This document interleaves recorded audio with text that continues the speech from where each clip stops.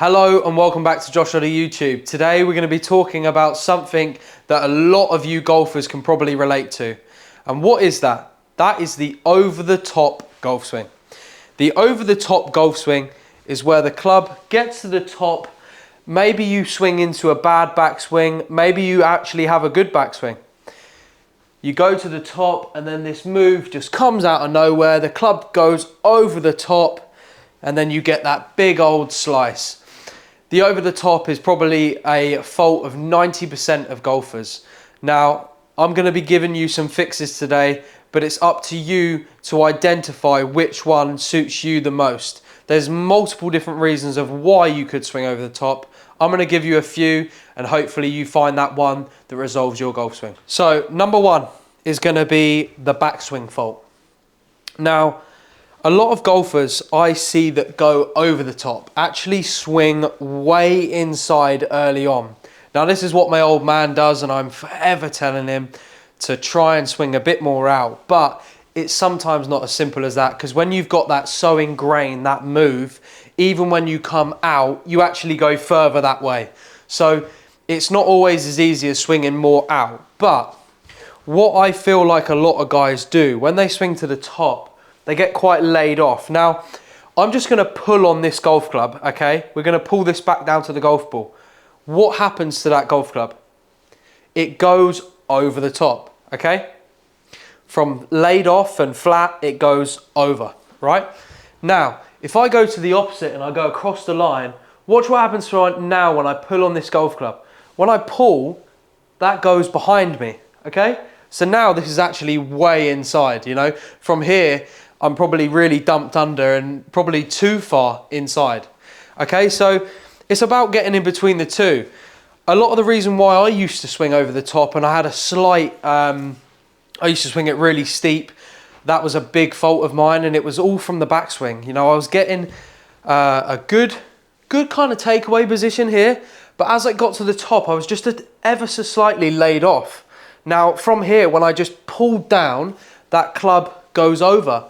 So if that first move is wrong, when you get to the top of the backswing, here, you're quite flat, laid off, bang, it's going to be over the top. You know, you're going to struggle to get that onto the ball. What a lot of people do when they get to here, they throw in a bit of side bend.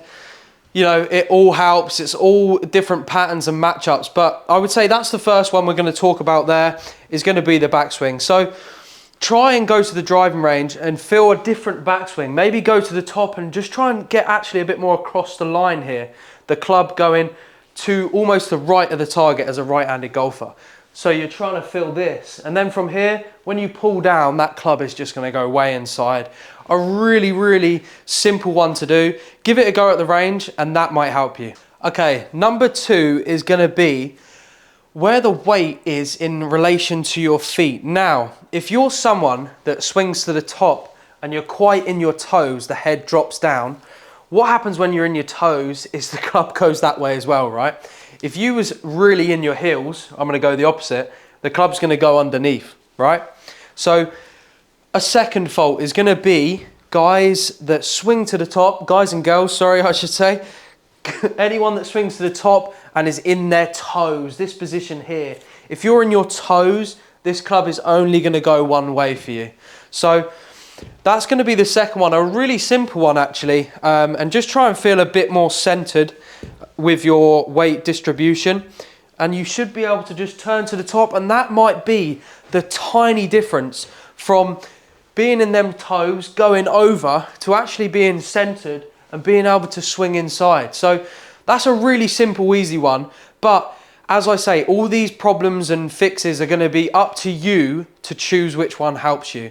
So that's going to be number two, is weight distribution. Let's jump in to number three. So number three is going to be club face. What happens to the club face in your golf swing? If you're someone that has an open club face here at P6 in transition to this golf ball, you are going to be only left with one option, and that is to swing over the top in reaction to the club face. So there's loads of different things that can cause this over the top pattern, and it might be that you've just got an open club face at P6 or even at address. The only thing to do to match up with that is going to be to go over the top. Now, I think the word matchup is so important in golf because whatever you do, there's going to be a reaction and a pattern that matches up with that. The only reason why we swing over the top is probably because that club face is open. So if your club face is open and you're swinging down a neutral line, you're just going to miss everything right. So we're so clever as human beings that we swing over the top to counteract that. Now, a really good way to get used to training the club face and club path is going to be the drill to start it right and finish it left. So go onto the driving range, pick out that centre line, and all you're going to do is start the ball to the right of it and finish it left. So that starts right of the centre line, finishes way left, but we are training a closed club face with an in to out golf path there. So you cannot hit this golf shot with an over the top path. It's just a big no-no. So it's a really good way to just drill in that inside path and get rid of the over the top move. So there's a perfect one there. Really dumped under, 14.7 in to out club path and a right to left bullfight. Now, this just trains it so easy, and visually you can see whether you're doing it right or wrong instantly. If you're going to the range and you're starting it out right and it's just staying out there, you probably know that club face is still not matching up with that path. So a really simple way to train it and get rid of it there. That's number 3, is going to be club face. So number 1 was the backswing. If we're quite flat and laid off, I feel like a lot of people pull on it, and that's the only way this club's going to go, is over. So try and go to the range, swing a little bit more across the line, have a pull on that, and it's going to go inside from there rather than the laid off one. Number 2 is going to be weight distribution in your feet. If you're someone that's swinging to the top and your weight is in your toes, you're probably going to go that way with the golf club as well. That club's just going to throw over. So try and feel like that weight is really nice and centered. Keep centered in your golf swing to the top, and that might just help that downswing instead of you throwing it over the top.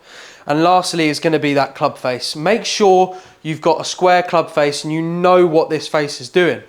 That drill was perfect. Start it right, finish it left, and you can train that path and club face instantly. So with all that being said, if you did learn anything new, please be sure to like and subscribe. Appreciate all the support recently. It means the world. See you all for the next one.